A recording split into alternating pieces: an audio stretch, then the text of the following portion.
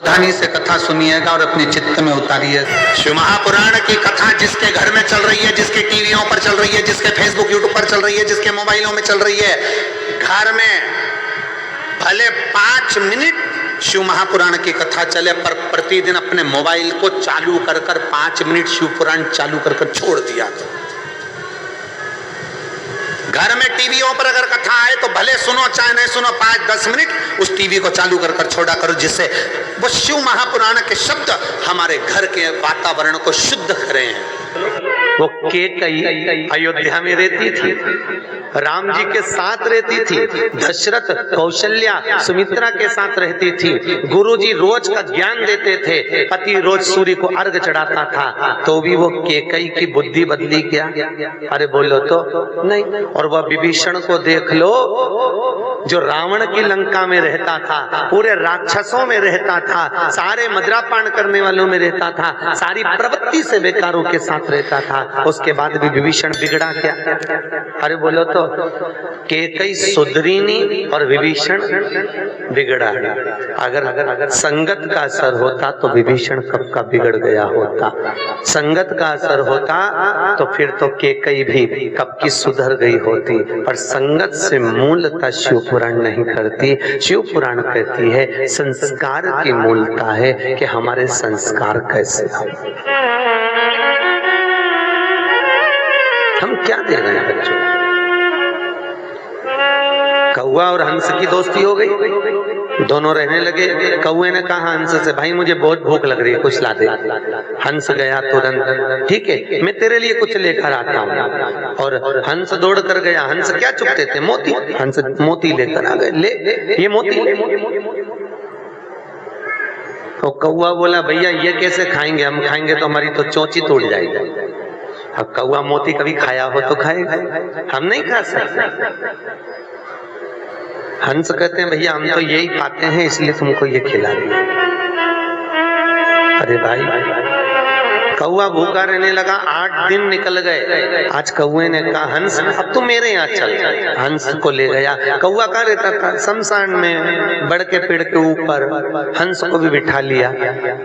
थोड़ी देर बाद हंस ने कहा भैया मुझे भूख लग रही है। कौवा दौड़ कर गया और एक मरे कुत्ते का मांस उठाकर हंस को ला कर दिया। हंस ने कहा ये क्या है? कौवा बोला ले हम तो ये खाते हैं, जो खाते हैं तुम्हारे लिए ला दिया। हंस बोला मैं मर जाऊंगा पर ये गंदी चीज नहीं खाऊंगा। अरे हम तो यही खाते हैं इसलिए तुम भी खा लो। नहीं मैं खाने वाला नहीं हूँ, ये तो मैं नहीं खाऊंगा।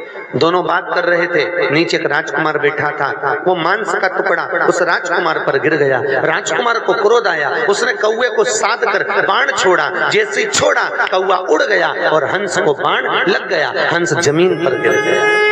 हंस जमीन पर गिरा और जैसे ही हंस जमीन पर गिरा राजकुमार ने हंस से कहा हंस देव मैंने तो कौवे को बाण मारा था और बाण तुमको लग गया। अरे हंस बोला राजकुमार तो ये तुम्हारी दिक्कत नहीं, ये तुम्हारी गलती नहीं, गलती मेरी है।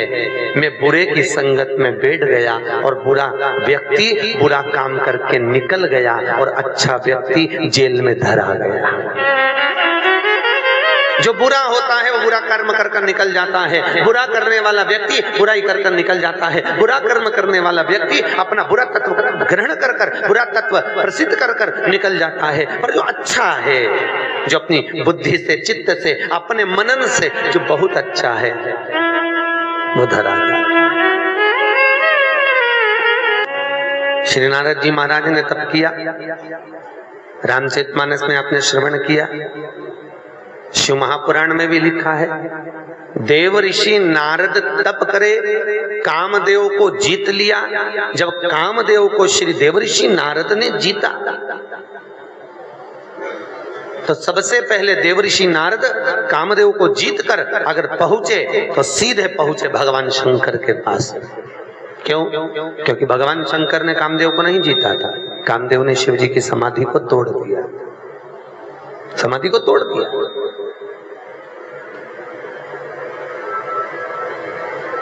अब दुनिया के लोगों ने कहा बताओ वो देव ऋषि नारद काम को जीत लिए पर भोलेनाथ काम को नहीं जीत पाए। भैया तुमको कौन समझाए? वो कामदेव शंकर भगवान का साडू भाई था।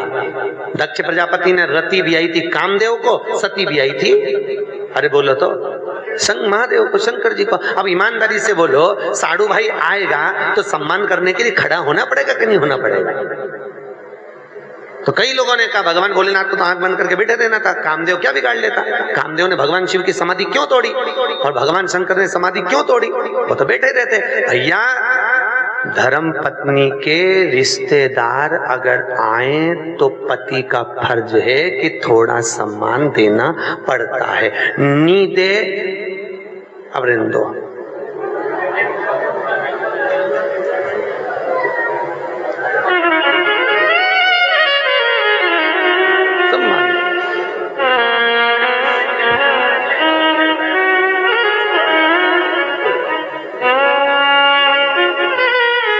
अभी हमारे बनवारी लाल जी मामा जी को लेकर आए थे और इनके माता के पक्ष के मामा जी थे, तो भी सम्मान दे रहे थे कि भैया ये हमारे मामा पक्ष के हमारे मामा है। फिर कहा ये मामा की बहू है, सम्मान दे। अब देव ऋषि नारद को क्या दिक्कत? देव ऋषि नारद तो अपने आनंद मस्ती में, पर भगवान शिव को तो पूरी रिश्तेदारी देखना पड़ेगी। सबसे सुंदर अगर कोई रिश्तेदारी निभाना जानता है तो मेरा महादेव जानता है। दुनिया में कोई नहीं जान सकता इतनी सुंदर रिश्तेदारी मेरा शंकर निभाता, मेरा भोलेनाथ निभाता। सबसे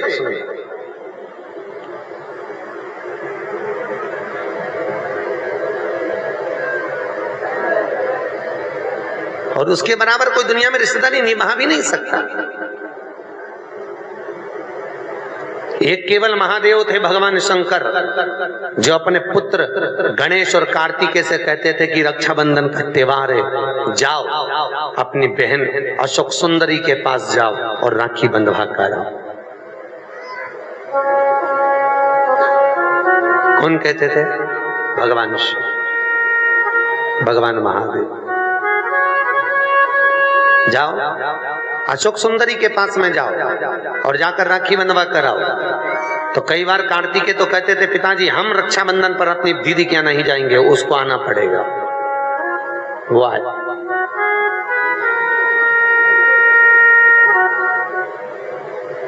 तो भगवान भोलेनाथ कहते थे कार्तिकेय, जब तक माता पिता अगर जीवित हैं तब तक घर के बेटे को अपनी बहन के दरवाजे पर जाते रहना चाहिए।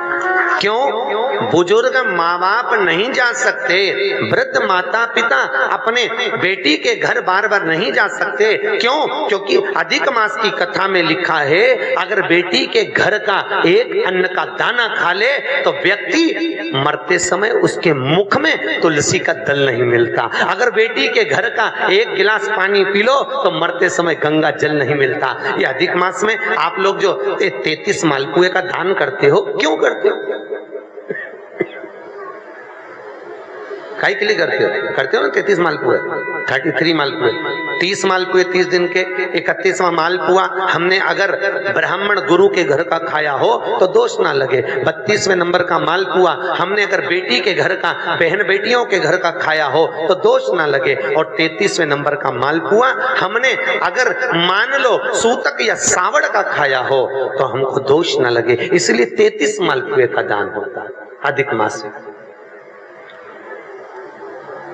या करते हैं सब लोग दान मालपुए का।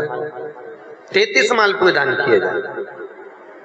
अगर हमने बेटी के घर का कुछ खाया हो तो दोष ना लगे, उसके लिए। और मालपुए का भी क्रम आपको वर्णित है, पहले भी आपको बताया है कि 90 नंबर के मालपुए पर अगर लौंग रखकर दान कर दी जाए तो नारी कभी विधवा होकर नहीं मरती, अखंड सौभाग्य लेकर जाती है। 11वें नंबर के मालपुए पर अगर सिक्का रखकर दान कर दिया जाए तो जिंदगी में कभी लक्ष्मी की कमी नहीं आती।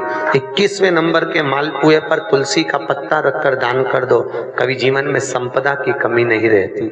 जिस व्यक्ति के यहाँ कोई ना कोई बीमार पड़ा रहता हो तो 14वें नंबर के मालपुए पर लाल कलर का छोटा सा कपड़ा रखकर दान कर दीजिए। घर में कभी जिंदगी में कोई बड़ी बीमारी नहीं आएगी, ना हार्ट अटैक, ना एक्सीडेंट, ना कभी शुगर, ना कभी ब्लड प्रेशर। इतना मालपुए का महत्व है। अधिक मास के एक एक मालपुए का अलग अलग वर्णन अधिक मास की किताब में लिखा हुआ है। अधिक मास की कथा में बढ़ना। अलग अलग मालपुए का क्रम है कि अधिक मास में हमें किस मालपुए पर क्या रखकर दान देना चाहिए, कैसा नियम है, कैसा हम किससे आज हम कहीं बेटी के घर का अन्न अगर पा लिए हैं तो यहाँ शास्त्र कह रहा है, भगवान शिव कह रहे हैं कि अगर माता पिता जीवित हैं और माता पिता अपने बेटी के घर अगर नहीं जा सकते तो वो अपने बेटे को कहते हैं कि तू जा, और तू जाकर अपनी बेटी के यहाँ अपनी बहन के घर जाकर रक्षाबंधन पर राखी बंधो, जाओ तुम जाओ। और भगवान गणेश जी महाराज राखी काय पर बैठकर बांधी जाती है? अरे बोलो तो, एक चौकी पर, पाटे पर, आसन पर बिठाकर रक्षा सूत्र बांधा जाता है। राखी बांधने के बाद बहन भाई के माथे पर, अरे बोलो तो, तिलक कर। आप लोग भी तिलक करते हैं। तिलक क्यों किया जाता है? तो कहते हैं ये तिलक हमारे यहाँ शुभ कार्य का प्रतीक है। पर तिलक प्रतीक है, पर जो चावल हम तिलक में लगाते हैं ये क्यों लगाते हैं? ये चावल का क्रम कहाँ से चालू हुआ? सिर में चावल चिपकाना, तिलक लगाने के बाद चावल लगाना, कहाँ से चालू हुआ? ये चावल है क्या? आखिर ये चावल तिलक के बाद में ब्राह्मण या आप किसी को भोजन करा रहे हो, जमाई को तिलक कर रहे हो, बेटी को तिलक कर रहे हो, तो कंकु लगाने के बाद चावल क्यों लगाया जाता है? उस चावल का क्या प्रमाण? उस अक्षत का क्या प्रमाण? क्यों लगाते हैं उसको? लगाते लगाते पूरी जिंदगी हो गई। अरे तो बता दो क्यों लगाते हैं? वो चावल का क्या प्रमाण है?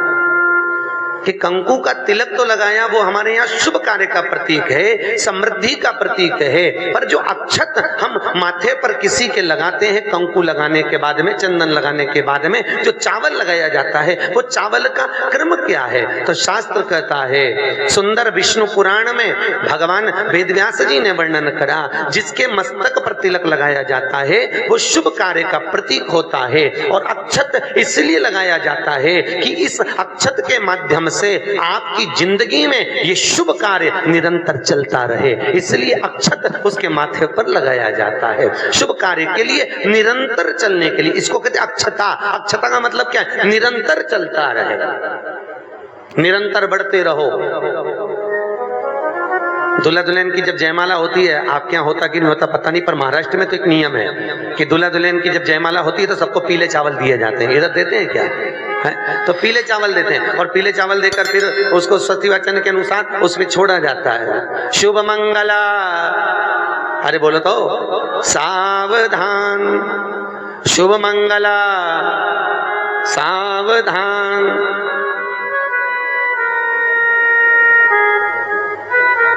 उसके ऊपर छोड़ते हैं कि सावधान। और ये चावल तुम्हारे मस्तक पर जो पड़ा हुआ है, तुम्हारे मस्तक पर जो डाला जा रहा है, तुम्हारी जिंदगी इसी प्रसन्नता में निरंतर बढ़ती चली जाए। वो अक्षता का मतलब है। केवल एक देव है महादेव, जिनको खंडित चावल कभी नहीं चढ़ता। शिव जी को आप बहुत सारा चावल नहीं चढ़ा सकते, एक दाना चढ़ाओ, पर खंडित मत चढ़ाओ। अक्षत शंकर को कोई चीज खंडित नहीं चढ़ती, बेलपत्र भी चढ़ाओ, भले एक चढ़ाओ, पर पूर्ण चढ़ाइए। भगवान भोलेनाथ को पुष्प चढ़ाइए, पूर्णता में चढ़ाइए। हम कई जगह मंदिरों में जाते हैं तो भगवान के ऊपर फूल देखते हैं, तो फूल कई बार शिव जी के ऊपर, कई बार शिव जी के ऊपर, भगवान के ऊपर, आपके घर के मंदिर में कई बार कई लोग जो पुष्प चढ़ाते हैं, वो पुष्प चढ़ाने का तरीका भी लोगों को नहीं मालूम। जो फूल चढ़ाते हैं वो कई बार देवता के ऊपर रख देते हैं, इस तरह से। भैया शास्त्र कहता है, जिसके ठाकुर जी पर, जिसके मंदिर में, जिसके देवी देवता पर अगर पुष्प को उल्टा रख दिया जाए तो जितने शुभ कार्य हमारे घर में होने वाले रहते हैं वो सारे टलते चले जाते हैं। आज की जगह कल, कल की जगह परसों, परसों की जगह नरसों, नरसों की जगह खरसों। तुम करके देखना, अपने आप शुभ कार्य टलेंगे। इसलिए भगवान के सम्मुख में जो पुष्प चढ़ाया जाता है वो सीधा चढ़ाया जाता है। यहाँ तक शास्त्र कहता है अगर भगवान को पुष्प चढ़ा रहे हो तो अगर सीधा और उल्टा नहीं मालूम तो नीचे की जो डांट है उसको तोड़ दीजिए और पत्ती की पत्ती, पंखड़ी की पंखड़ी भगवान को समर्पित कर दीजिए। वो शिव जी को स्वीकार होगा, वो भगवान को स्वीकार होगा। ये उसी में का हाल, उसी में का शुक्र है। जैसे पानी में पड़ा हुआ पुष्प, काय में पड़ा हुआ, अरे बोलो जम के, पानी में। कई माताओं की आदत रहती है, हमने कई कई ब्राह्मणों को भी देखा, कई कई लोगों को देखा, क्या करते हैं, कमंडल ले जाते हैं, कमंडल डोलची, कमंडल में पानी रहता है, एक बाल्टी में पानी रहता है और पेड़ पे से तोड़ तोड़ के उसमें डालते रहते हैं। फूल को तोड़ा, उस बाल्टी में डाल दिया, बाल्टी में पानी है, उस पानी में फूल डल गया। और अगर पानी में फूल डल गया और उस फूल को निकाल कर आपने महादेव को समर्पित करा, देवी देवता को समर्पित करा, ठाकुर जी को समर्पित करा, कृष्ण राम नारायण लक्ष्मी को समर्पित करा, तो जो पानी में पड़ा हुआ फूल निकाल कर अगर हमने देवता को चढ़ाया तो वो निर्माल्य के तुल्य हो गया। काय के तुल्य है? निर्मल। निर्मल जानते हो, भगवान पे चढ़ा हुआ फूल, मतलब उसका कोई परिभाषा नहीं है, तुम कितने ही चढ़ा लो, वो निर्माल्य के तुल्य। अगर पानी में पड़ा हुआ पुष्प निकाल कर पानी के लोटे में से, पानी के कलश में से, पानी की बाल्टी में से उठाकर चढ़ाया है तो वो निर्माल्य हो गया, मतलब चढ़ा चढ़ाया फूल हो गया, उसको भगवान स्वीकार नहीं करते, याद रखिए। उसी तरह जैसे तांबे की प्लेट में रखा हुआ चंदन, तांबे की प्लेट में अगर चंदन रखा है और वो अपन ने लगा दिया तो वो चमड़े के बराबर हो जाता है। इसलिए तांबे की प्लेट का चंदन किसी को नहीं चढ़ाया जाता, किसी देवता को नहीं लगाया जाता, किसी देवता निर्मल।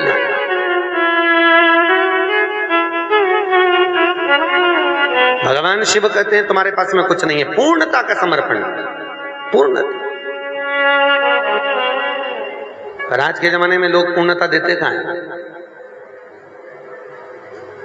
एक बात बताओ, भगवान के मंदिर में नारियल फोड़ा, राम जी के मंदिर में, हनुमान जी के मंदिर में नारियल फोड़ा, और वो नारियल फूटने पर अच्छा निकल गया तो भगवान ने स्वीकार करा कि नहीं करा? अरे बोलो जम के, अच्छे से बोलो, करा? अच्छा ठीक है, आप बोल रहे हो करा, शिवा पुराण करे ही नहीं करा। अगर नारियल फोड़ने पर राम मंदिर, हनुमान मंदिर में, देवी मंदिर में नारियल को फोड़ा और फूटने के बाद अगर वो नारियल अच्छा निकल गया, उसमें से थोड़ा सा टुकड़ा तो तुमने भगवान को चढ़ाया, बाकी का सब घर ले जाके चक्कू से निकाल निकाल के खा गए। और मान लो वो नारियल फूटने पर बेकार निकल गया तो तुम उसको घर ले जाओगे?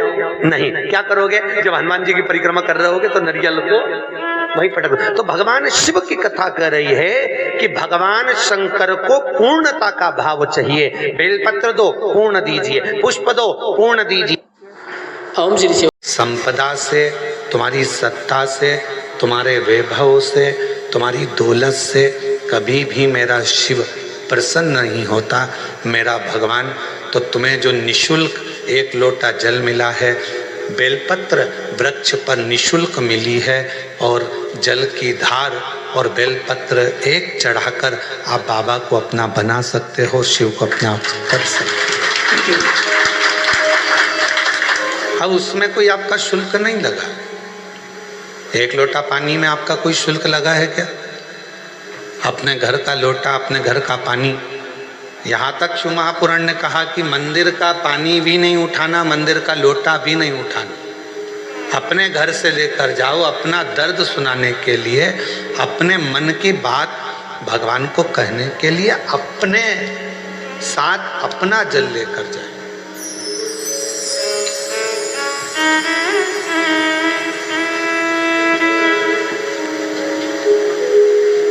शिव महापुराण की कथा तो यहाँ तक कहती है कि भगवान की कोई भी स्तुति अगर आपको करना है तो अपने दिल में जो बात आए वो भगवान से कहो।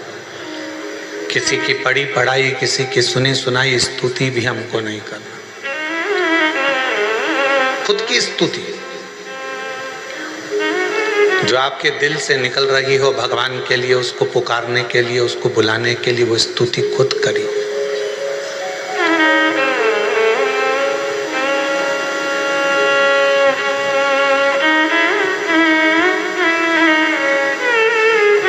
हम ये भी नहीं कहेंगे कि आप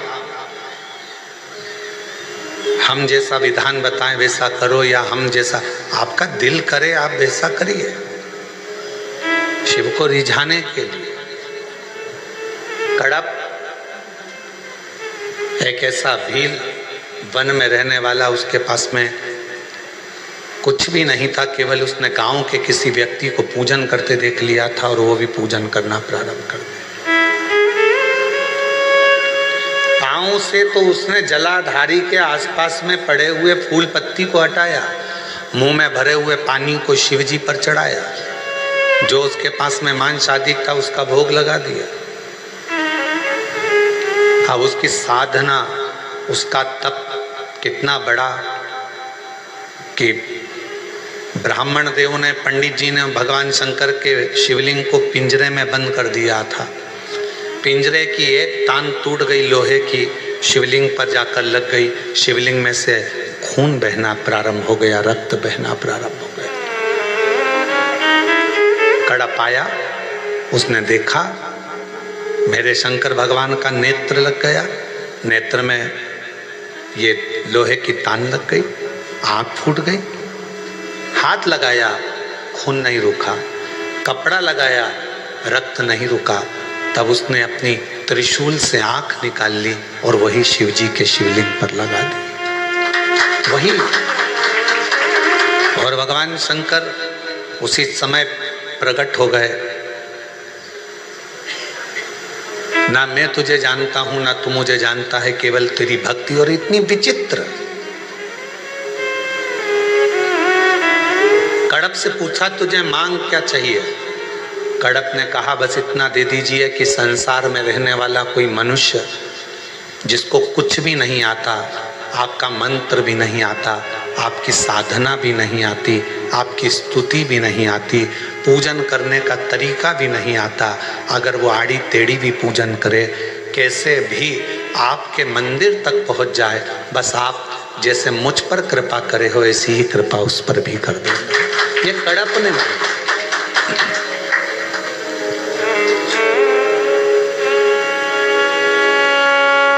मेरे शंकर भगवान तुम्हारी स्तुतियों से, मेरे शंकर भगवान तुम्हारे बहुत सारा कि 100 लोटे जल चढ़ाओगे तो शंकर जी प्रसन्न होंगे, 1.25 लाख बेलपत्र चढ़ाओगे तो शिव जी प्रसन्न होंगे। भगवान शंकर के लिए कड़क व्रत करोगे, कुछ भी खाओगे पियोगे नहीं तो शंकर भगवान प्रसन्न होंगे, या अपना घर छोड़ दोगे तो शंकर भगवान प्रसन्न होंगे, या भगवान शंकर को शहद चढ़ाओगे या शंकर भगवान को रस चढ़ाओगे, ये चढ़ाओगे तो शंकर भगवान प्रसन्न होंगे। नहीं रे भाई, शंकर जी को प्रसन्न करने के लिए एक तो दिखावा मत करना, आडंबर मत करना। भगवान शंकर को प्रसन्न करने के लिए कहीं से कर्जा मत करना। भगवान शंकर को प्रसन्न करने के लिए केवल तेरा दिल, तेरा मन, हृदय से बैठ जाना और मुख से ओम नमः शिवाय, ओम नमः शिवाय, श्री शिवाय नमस्तुभ्यम का उच्चारण करना। जो तेरे पास में है वो शिव को समर्पित करना, जो तुझे बोलना आता है। जो